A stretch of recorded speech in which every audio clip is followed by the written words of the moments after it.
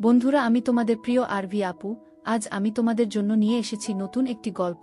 আশা করি আজকের গল্পটি অনেক মজাদার হবে, তাই গল্পটি শোনার আগে অবশ্যই হেডফোন ব্যবহার করো। তাহলে চলো আজকের গল্পটি শুরু করি।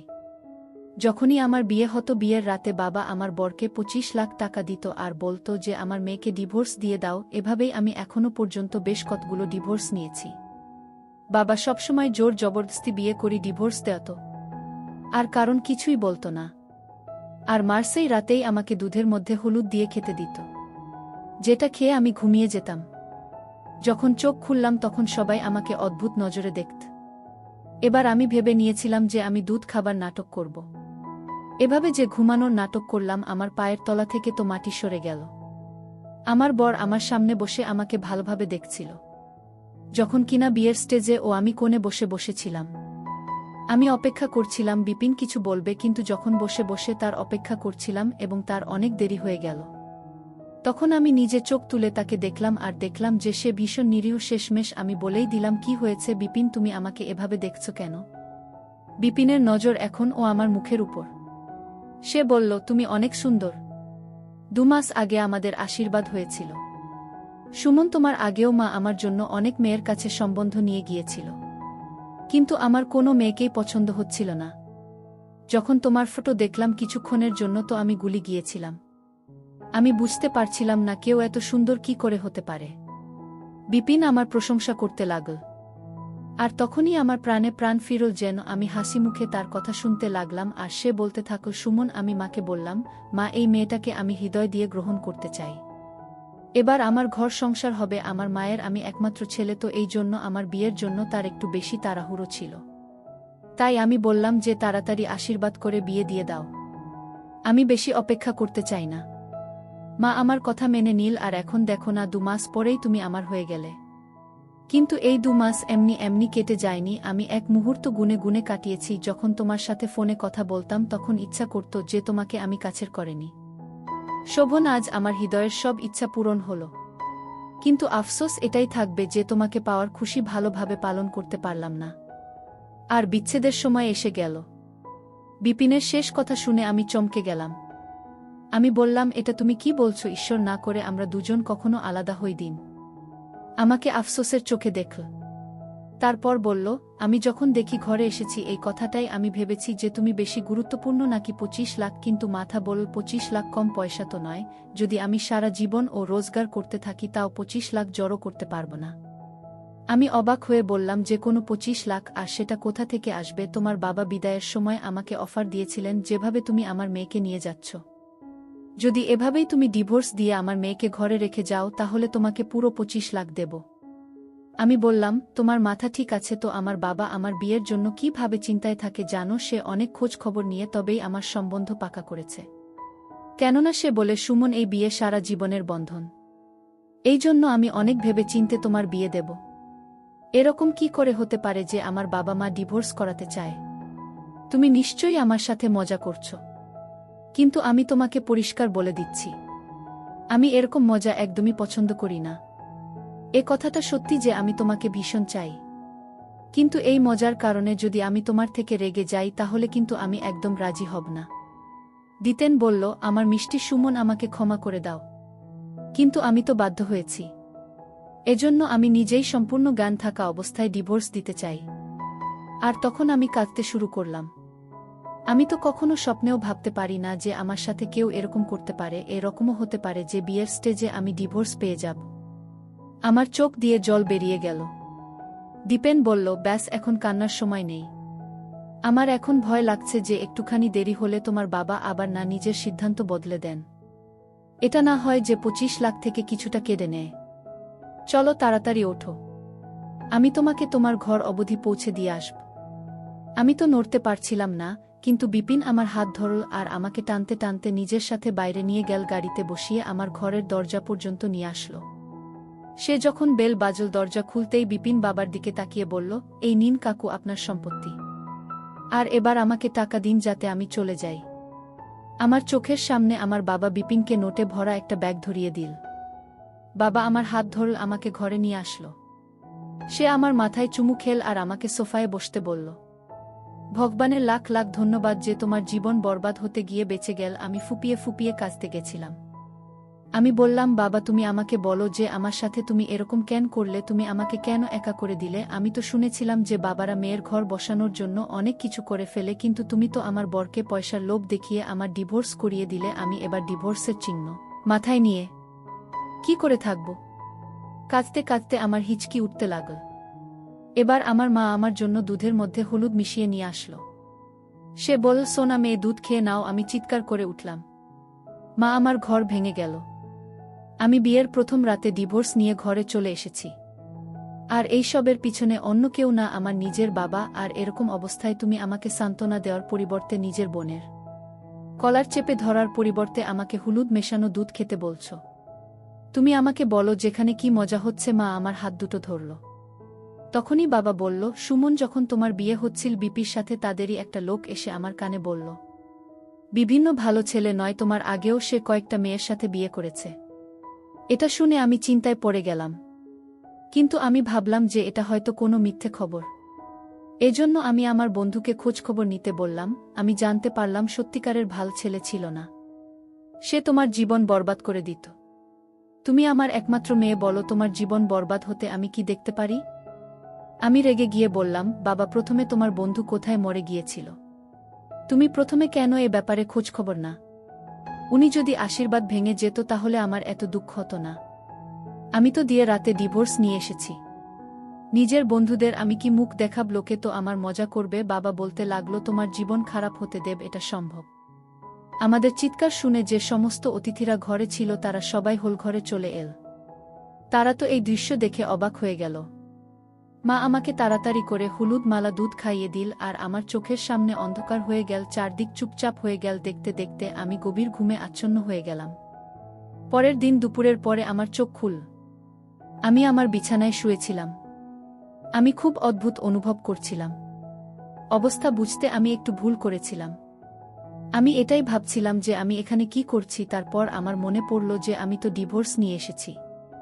আর এটা শুনেই আমার হৃদয় যেন ভেঙে গেল। আমি তাড়াতাড়ি উঠে বসলাম আর পালাতে গিয়ে বাইরে হলে পৌঁছে গেলাম। সমস্ত অতিথিরা ফেরত যাবার জন্য তৈরি হতে মশগুল ছিল, কিন্তু যেই তাদের নজর আমার উপর পড়ল, তারা অদ্ভুত নজরে আমাকে দেখতে লাগল। অতিথিদের নজরে আমার জন্য রাগ ছিল না আর কষ্ট ছিল না, কিন্তু এমন কিছু ছিল যেটা আমি বুঝতে পারিনি। মা যখন আমাকে দেখল তখন আমার হাত ধরে আমাকে নিজের সাথে ঘরে নিয়ে গেল আর বলতে লাগলো, সুমন, তুমি মন খারাপ করো না, আমি তোমার ঘর নিশ্চয়ই বসাব। এমন একটা জীবন সাথী তোমার জন্য খুঁজব যে তোমাকে হৃদয়ের মধ্যে রাখবে, তোমাকে পুরো দুনিয়ার খুশি দেবে। তুমি নিজের মন ছোট করো না, যতক্ষণ আত্মীয় স্বজন চলে না গেছে। আমি আমার মায়ের ঘরে চুপ করে বসেছিলাম। আমি মোবাইল হাতে নিলাম আর বিপিনের সাথে আমার পুরনো চ্যাটগুলো করতে লাগলাম। সে প্রত্যেকটা মেসেজে আমার সাথে ভালোবেসে কথা বলত। সব সময় আমার সঙ্গ দেবে বলে দিদি খেয়েছিল। এরকম কথা বলা মানুষকে ধোঁকা দিতে পারে। আমার এই খেয়াল আসছিল যে না, এটা হতে পারে না। তখন আমার বাবার প্রতি ঘৃণা হলো। তার জন্যই আমার সংসার ভেঙে গেল। আমি লোকে ভয়ে বাইরে আসতে চাইনি। যখন বাবা এগুলো দেখত তখন সে অনেক আফসোস করত। সে আমাকে বলতো, সুমন, তুমি বাইরে বের হও, একটু ঘর ও ঘরের মধ্যে আবদ্ধ থেকো না। আমি তার কথা এক কান দিয়ে ঢুকিয়ে বের করে দিতাম। কিন্তু এবার বাবার জবরদস্তি আমাকে বাইরে নিয়ে যেতে লাগলো। সে আমাকে অনেক বেশি সময় দিতে লাগল। সে আমার সবসময় বোঝাত। একদিন বাবা বলল, তুমি চকলেট ভালোবাসে তাই না? আমি মাথা নাড়িয়ে দিলাম। সে বলল, তুমি চকলেট পাওয়ার জন্য কি না করতে পারো? আমি বললাম, বাবা, আমি তো পাহাড় থেকেও লাগাতে পারি। তখন বাবা বলল, আর যদি তোমার সামনে একদিকে বিরিয়ানি আর অন্যদিকে চকলেট রেখে দিই তাহলে তুমি কোনটা বাছবে? আমি হাসলাম আর বললাম, একটুও সময় নষ্ট না করে আমি বিরিয়ানিকে বেছে নেব, কেননা বিরিয়ানির সামনে চকলেটের ভালোবাসার হৃদয়ে অনেক কম হয়ে যায়। তখন বাবা বলল, সুমন, তুমি বিপিনের জন্য চকলেটের মতো, যখন কিনা পয়সা তার জন্য বিরিয়ানি ছিল, সে তোমাকে পয়সার জন্য ছেড়েছে। এখন কি তুমি সারা জীবন তাহলে ওর কথা ভেবে কষ্ট বসে থাকবে? বাবার কথা শুনে আমি ফুপিয়ে ফুপিয়ে কাঁদতে লাগলাম। সত্যিই তো বলছি, সে যদি বিপিন আমাকে ছেড়ে দিয়ে থাকে তাহলে এতে বাবারও যেমন দোষ ছিল না তেমন ছিল না। পয়সা দোষ, সমস্ত ভুল বিপিনের চরিত্রের ছিল। সেদিন আমি এত কাঁদলাম যে হৃদয় থেকে দিনের খেয়াল চিরজীবনের জন্য বের হয়ে গেল। এবার বাবা আমাকে নতুন করে জীবন শুরু করার জন্য তৈরি করতে লাগল। সে আমাকে একটা ছেলের ফটো দেখাল, আর আমি হ্যাঁ বলে দিলাম। বাবা ছেলেকে বাড়িতে ডাকল আর আমার সাথে অর্জুনের দেখা করিয়ে দিল। অর্জুন ভালো ছেলে ছিল। সে বলতে লাগলো, আমি জানি যে আপনার প্রথম বিয়ে ভেঙে গিয়েছে। আমি জানি যে মেয়েদের জন্য বিয়ে ভেঙে যাওয়া কত বড় আঘাত হতে পারে। আমি আপনাকে দুঃখ আর এই আঘাত থেকে বের করার পুরো চেষ্টা করব, আর আপনাকে অনেক ভালোবাসব। আমি ওর কথা শুনে একদম স্থির হয়ে রইলাম। আমি বাবাকে বলে দিলাম যে আমি অর্জুনের সাথে বিয়ে করতে রাজি আছি, আর এই আমি আশীর্বাদ করতে চাই না। এজন্য আমি বিয়ের অপশন বেছে নিলাম। এজন্য 2 সপ্তাহ পর ওই দিনটায় এসে গেল যখন কিনা আমার আর অর্জুনের বিয়ে হয়ে গিয়েছিল। আমি খুশি ছিলাম, কিন্তু এইবার বিয়ের রাত নিয়ে আমার অনেক রকম খেয়াল মাথায় আসতে লাগল। কথায় আছে না, ঘরপোড়া গরু সিঁদুরে মেঘ দেখলে ডরায়। ধোঁকা খাওয়ার পর অনেক বেশি সাবধান হওয়ার কথা বলছি। অর্জুনের ঘরেই বসেছিলাম। অনেক খুশি ছিল। সে আমার কাছে আসলো। আমার ওড়না তুলে আমার হাতের আঙুলে সোনার আংটি পরিয়ে বলল, সুমন, আমি তোমাকে সারা জীবন খুশি রাখার চেষ্টা করব। আমি হাসলাম। আমার কি আপনার কথা বিশ্বাস করা উচিত? আমার কথাতে সে হ্যাঁ বলে মাথা নাড়াল আর বলল, আমি আমার জীবনের বাজি লাগিয়ে দিতে রাজি। আমি আমার কথা রাখার পুরো চেষ্টা করব। সে ফোন বের করে কানে লাগাল। তখন তার হাসিটা হঠাৎ মুখ থেকে চলে গেল। সে বলতে লাগল, আপনি এটা কি বলছেন? আপনার কথা আমি বুঝতে পারছি না। যে ফোন করেছিল সে বলল। যখন তখন অর্জুন বলল, আমি আপনার কথায় কিভাবে বিশ্বাস করব? ফোনের অন্য দিকে থাকা মানুষটা না জানি কি বলে দিল যে অর্জুনের মুখের হাসি একেবারেই চলে গেল। এই জন্য সে ফোন বন্ধ করে দিল আর আমার হাত ধরে বলল, শোভন, আমি তোমায় ডিভোর্স দিচ্ছি। এই শব্দটা আমার হৃদয় হাতুড়ি দিয়ে আঘাত করার মতোই মনে হল। আমি রেগে গিয়ে বললাম, তুমি কি বকবক করছো? সুমন, আমি 2 বছর ধরে একটা প্রাইভেট কোম্পানিতে চাকরি করছিলাম। আমি খুব বাজে অবস্থা দিয়েছি। সেই কোম্পানির লোকেরা আমার স্যালারি অনেক কম করে দিয়েছিল। যখন কিনা আমার মনে হয়েছিল যে কোম্পানি খুব ভালোভাবেই চলছিল, যেদিন আমি তোমার সাথে ঘরে দেখা করতে এলাম তখন তোমার বাবা বলেছিলেন, আমায় বলো অর্জুন, তোমার জীবনের সবথেকে বড় ইচ্ছা কোনটা? আমি বলেছিলাম, আমি যদি 20 লাখ টাকা এখন পাই তাহলে আমি ব্যবসা শুরু করতে পারব। এখন তোমার বাবারই ফোন এসেছিল, আর সে আমাকে 25 লাখ দিতে রাজি হয়েছে। কিন্তু তার বদলে সে চাইছে যে আমি যেন তোমাকে ডিভোর্স দিই। আমি তোমাকে কখনো ডিভোর্স দিতে চাইনি, কিন্তু একদিকে তুমি ছিলে আর অন্যদিকে আমার বড় স্বপ্ন, সেটা কি করে ছেড়ে দিই? এখন আমরা দুজন একে অপরের জন্য বড় হয়ে গিয়েছি। আমার মাথা ঘুরতে লাগল। আমি রেগে গিয়ে বললাম, তোমার সাথে যাব না, আমি একাই চলে যাব। অর্জুন হেসে বলল, আমি বাধ্য। তোমার বাবা আমাকে বলেছে যে তুমি যদি আমার মেয়েকে ছাড়তে আসো তবে তোমাকে পয়সা দেবে। এই জন্য যদি আমাকে তোমার সাথে জবরদস্তি করতেই হয় তাহলে আমি তাতেও পিছপা হব না। আমি মাথা নাড়িয়ে দিলাম। আমি কিছু না বলে তার সাথে চললাম। ঘরের দরজায় বাবা বসেছিল। আমাকে দেখে সে বলল, এসে গেছে আমার মেয়ে। সে এরকম আন্দাজে আমাকে জিজ্ঞাসা করল যেন মনে হচ্ছিল আমি কন্ট্রোল করে ফেরত এসেছি। আমি কিছু বললাম না। বাবা বাইরে এসে অর্জুনের সাথে কথা বলতে লাগল।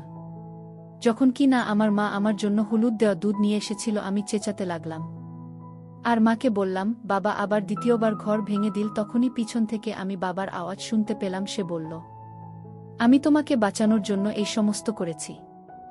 ওজন ভালো ছেলে নয়, সে তোমাকে ভালো রাখতে পারত না। আমি রেগে গিয়ে বললাম, বাবা, আমি অবাক হয়ে যাই যে তুমি কোটি টাকার ব্যবসা করা কি করে সামলাও যখন কি না তোমার সিদ্ধান্ত তুমি ঠিক করে নিতে পারো না। তুমি তো এটাও জানতে পারো না যে সামনের মানুষটা ভালো নাকি নয়। তুমি তো মানুষকে বিচার করতে পারো না। তুমি একজন ব্যর্থ মানুষ। আমার কথায় মা ভয় পেয়ে গেল আর বলল, সোনা, দুধ খেয়ে নাও, তুমি শান্তি পাবে। আমি না বলে মাথা নাড়ালাম। মা জোরজবরদস্তি আমাকে দুধ খাওয়ালো আর খেতেই আমি শান্তিতে গেলাম আর আমার ঘুম এসে গেল। পরের দিন আমি অনেক দেরি করে উঠলাম। আমি যখন ঘুমিয়ে উঠলাম ঘরের সবাই আমাকে অদ্ভুতভাবে তাকিয়ে দেখছিল। আমি বুঝতে পারছিলাম না যে আমার সাথে কি হচ্ছে। এবার আমি নিজেকে ঘরের মধ্যে বন্ধ করে নিয়েছিলাম। আমি কারো সাথে দেখা সাক্ষাৎ করতাম না। বাবা আমার কাছে আসলো আর বলল, কতদিন ধরে আমি তোমার অপেক্ষা করছিলাম যে তুমি বাইরে আসবে আর আমাদের সাথে দেখা করবে আর কথা বলবে, কিন্তু তুমি তো দূরে দূরে থাকতে লাগলেন। আমি বললাম, বাবা, আমি বুঝতে পারছি না যে তুমি আমার সাথে এরকম খারাপ কাজ কেন করেছো। তুমি আমার কেন ডিভোর্স করিয়েছো বাবা? বাবু, কখনো কখনো নিজের সন্তানের ভালোর জন্য মানুষ কী রকম তেতো ইচ্ছে না থাকলেও পান করতে হয়। না হলে দুনিয়ায় কোনো বাবা এমন হবে যে চাইবে তার সন্তান বাজে অবস্থার মুখোমুখি হোক। আমার যদি জোর চলত তাহলে তোমার পাটাও আমি আমার হাতের উপরই রাখতে বলতাম। কিন্তু এটা এরকমই দুনিয়া সোনা। এখানে জিনিসপত্রের মতো করেই মানুষকে পরখ করা উচিত। আমি যা কিছু করেছি ভীষণ কষ্টের মধ্যেই করেছি। আমি এরকম কখনোই করতে চাইনি। আমি মাথা নাড়ালাম আর বললাম, বাবা, এটাই শেষবার আমি আর তোমাকে আমার বিয়ের সাথে খেলার অনুমতি দেব না। বাবা বলল, হ্যাঁ, একদমই তাই, তুমি যেমন বলবে তেমনি হবে। সে দিনের পর থেকে আমি বাবার সাথে বসতে লেগেছিলাম। কিন্তু মনের মধ্যে অনেক প্রশ্ন ছিল, তো সে কেন আমাদের ডিভোর্স দেওয়াতো? তাহলে কি আমার বডি খারাপ ছিল? আর যদি সত্যিই খারাপ ছিল, বাবা কেন প্রথমেই বোঝেনি? কেন বিয়ের রাতে জানতে পারল যে তার মেয়ের বর ভালো না আর তার ডিভোর্স দিয়ে দিতে হবে? আর যদি এটা মেনেও নিই যে বাবা জানতে পেরে যেত, কিন্তু 25 লাখ দিয়ে কেন আমার ডিভোর্স দেওয়াতো? এখনো পর্যন্ত আমি এই প্রশ্নেরই উত্তর খুঁজে পাইনি। আর তখনই বাবা আমাকে বলল, আমার তৃতীয় বিয়ে সে করাতে চায়। আমি বাবার কথা শুনে রেগে গিয়ে বাইরে চলে এলাম। এইবার ব্যাস, অনেক হয়েছে। আমি আমার জীবনের সাথে আর খেলতে তোমাকে অনুমতি দিতে পারি না। বাবা বলল, সোনা, এবার তোমার জন্য অনেক ভালো সম্মান তো আমি খুঁজেছি। আমি বললাম, যদি আমার জন্য ছেলে আকাশ থেকে নেমে আসে তাও আমি তৃতীয়বার বিয়ে করব না। বাবা আমার সামনে হাত জোর করল আর ফুপিয়ে ফুপিয়ে কাঁদতে লাগল। সে বলল, আমি যখন যখন তোমাকে উদাস দেখি আমার হৃদয় যেন চিৎকার করতে যায়, আমার মেয়ে, আমাকে ক্ষমা করে দাও। আমি যদি তোমাকে এভাবে উদাস দেখতে থাকি আমি আমার প্রাণও হারিয়ে ফেলব। আমি বাবার কথা শুনে ঘাবড়ে গেলাম। সে কি এতটাও এমন করতে পারে? আমি বললাম, বাবা, আমায় বাধ্য করো না। বাবার চোখের জল শুকায় ছিলই না। এই জন্য আমি তার কথা মেনে নিলাম। আমি তৃতীয়বার বিয়ের জন্য তৈরি হলাম, কিন্তু এইবার না আমি খুশি ছিলাম আর না আমার কোনো আশা ছিল। আমার বাধ্যবাধকতা ছিল যে এটা আমাকে করতেই হচ্ছিল। আমার তৃতীয় বিয়ের রাত ও আমার আগের বিয়ের মতোই কেটেছিল। আমার তৃতীয় বর, আমার বাবার কথায় সে আমাকে তালাক দিয়ে দিল। আমি রাগে পাগল হয়ে গেলাম। আমি বুঝতে পারছিলাম না যে আমি কি করব আর কি করব না। আমার মন চাইছিল যে পুরো দুনিয়াতে আগুন লাগিয়ে দেয়। আর ভাবলাম আমার বাবার ঘর থেকে শুরু করি। আমার তৃতীয় বর আমাকে আমার মা বাবার বাড়ি ছেড়ে চলে গেল। আর এবার আমার মা বাবার প্রতি আমার ঘেন্না ধরে গেল। যদি বাবা এরকমটাই করতে থাকে তাহলে মা কেন আটকায় না? মা তো আমার জন্য হলুদ দুধ নিয়ে হাজির হয়ে যেত। এখনো 1 মাসও আমি শান্তি করে কাটাইনি যে বাবা আবার আমার বিয়ের জন্য পিছনে পড়ে গেল। সে বলতে লাগল, আমার সোনা নেই, আমি তোমার ঘর সংসার বসাতে চাই। আমি রেগে বললাম, আমি তোমার মুখ থেকে এই শব্দটা দ্বিতীয়বার আর শুনতে চাই না। ঠিক আছে, যদি আমার মেয়ের ঘর না বসে তাহলে আমার ঘরও কেন বসবে? আমি তোমাকে ডিভোর্স দিয়ে নিজেকে কষ্ট দেব? আমি ভীষণ অবাক হয়ে তাকিয়ে দেখছিলাম, এটা কি তার ভালোবাসা ছিল আমার জন্য, নাকি সে আমাকে ব্ল্যাকমেল করছিল? কিন্তু কেন এই প্রশ্নটা আমার মাথার মধ্যে ঘুরতে লাগল? এর উত্তর তো আমি চাইছিলাম। এই জন্য আমি বললাম, আমি বিয়ের জন্য রাজি আছি। বাবা আমার জন্য প্রথম থেকেই বিয়ের সম্বন্ধ খুঁজে রেখেছিল। শুধু আমার তরফ থেকে হ্যাঁ বলার দেরি ছিল।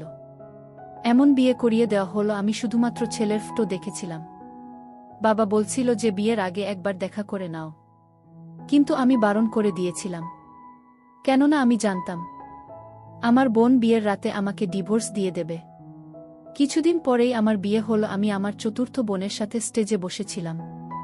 সুরেশ আমার কাছে আসলো আর বলল, সুমন, আমি এটা জিজ্ঞেস করব না যে তোমার ডিভোর্স কেন হয়েছিল।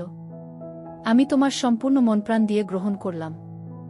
আমি হেসে বললাম, তুমি চিন্তা করো না, তুমি কিছুক্ষণের মধ্যেই জানতে পেরে যাবে যে আমার 3 বার ডিভোর্স কেন হয়েছিল।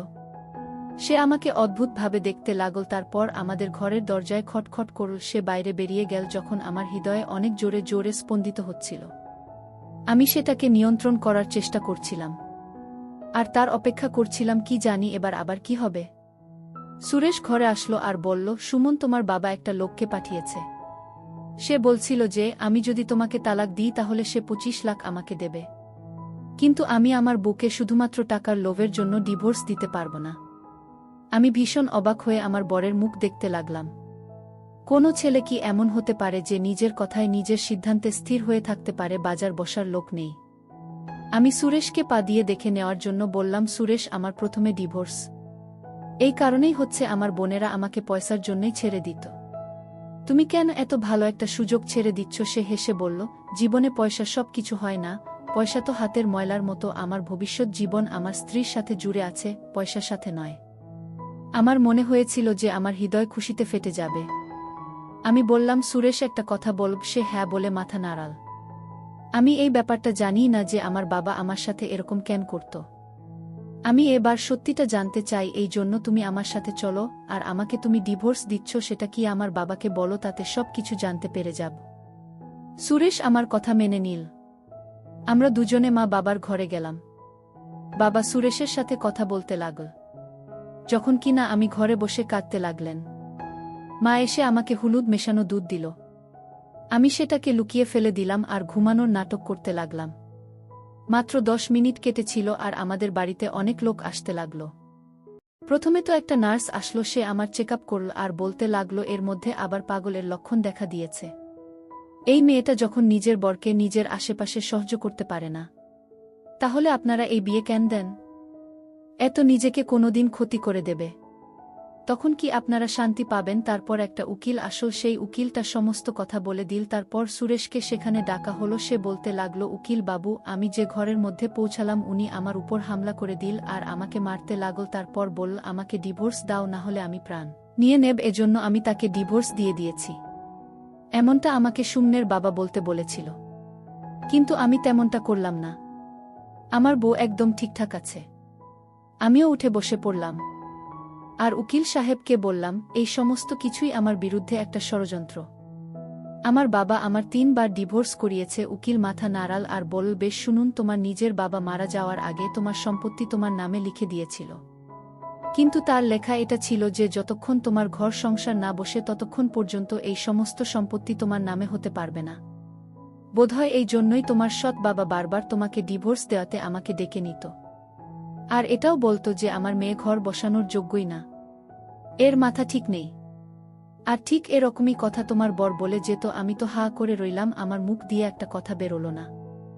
সত্যি কি এই লোকটা আমার বাবা নয়, যাকে আমি সারা জীবন নিজের বাবার মতোই ভালোবেসেছি? সে আমার বাবা নয়। আমি বললাম, মা, সে যদি আমার নিজের বাবা নাও হয়, তুমি তো আমার নিজের মা, তাহলে তুমি কেন আমার সাথে রকম করলে?